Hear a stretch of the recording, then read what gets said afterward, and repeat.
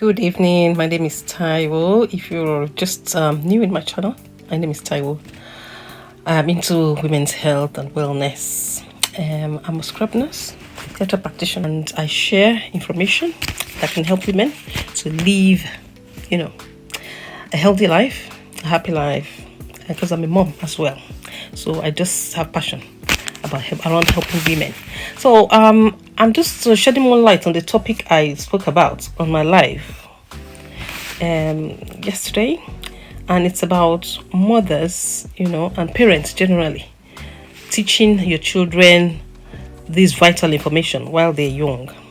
It's about training them and teaching them about how to keep themselves safe, and issues about safeguarding, abuse, and it's just been a topic that I've just been pondering about, because I watched a lady's video and she was sharing about how she was abused by her uncle when she was about 5 years old.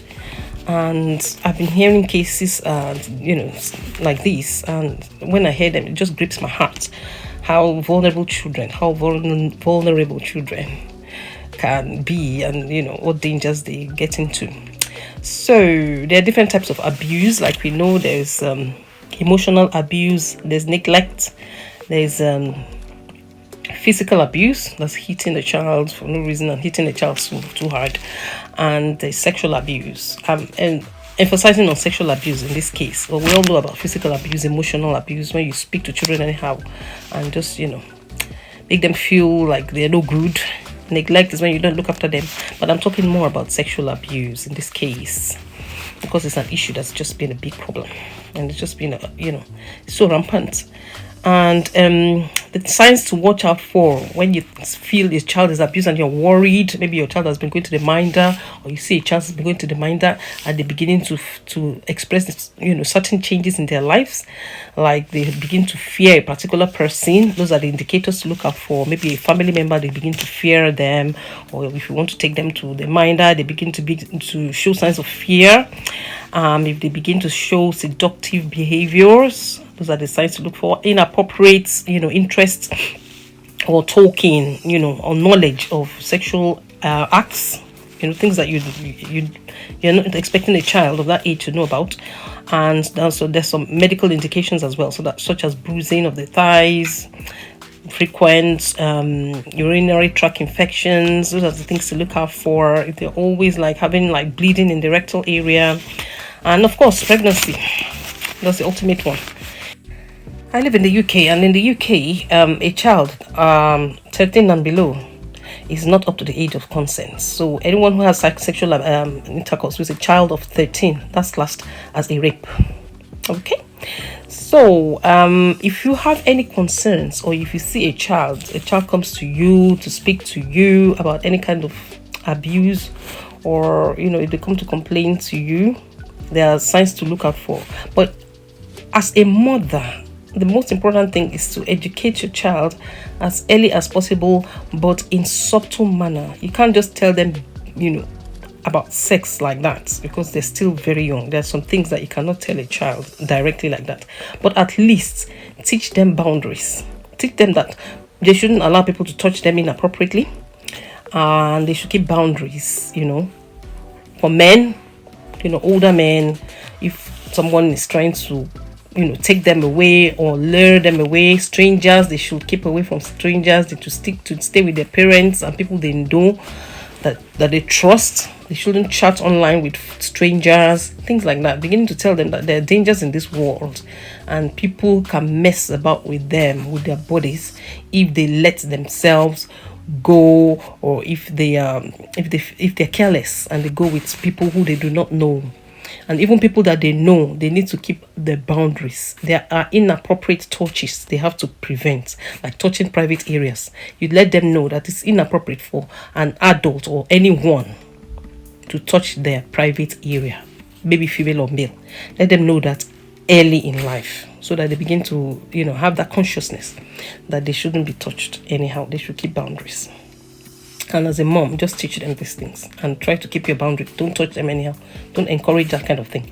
And if a child comes to you to complain about anything, the best thing is to listen. Write down whatever they say, so that if you need to report this, you know what to explain. Let them know any actions that can happen after.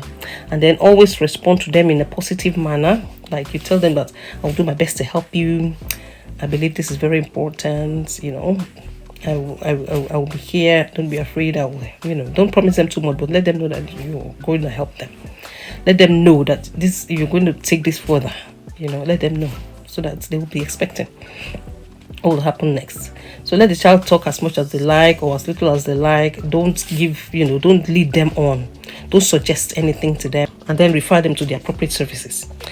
Like, I don't know for other countries, but in the UK, the United Kingdom, we have social services, we have, safeguarding teams, and they have the information online. You can go online on Google and just Google out, safeguarding teams, social services, give them a call and tell them what you've heard from your notes. Let them know from your notes what has happened, and don't worry about, giving suggestions. Just let them take it up from there. Okay. And like we know that in this country, or anywhere, even in Africa, we have some services that are responsible for taking care of children now, that takes care of safeguarding issues with children. So just report it, because according to the Children's Act 1989, a child's welfare is very important and should be taken with priority.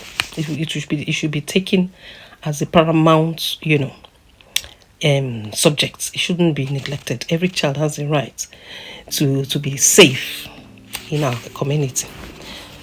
So that's what I wanted to share. If you have any worries, just go online, look for the local services, safeguarding teams in the area where the child lives, because there'll be social services that covers every area.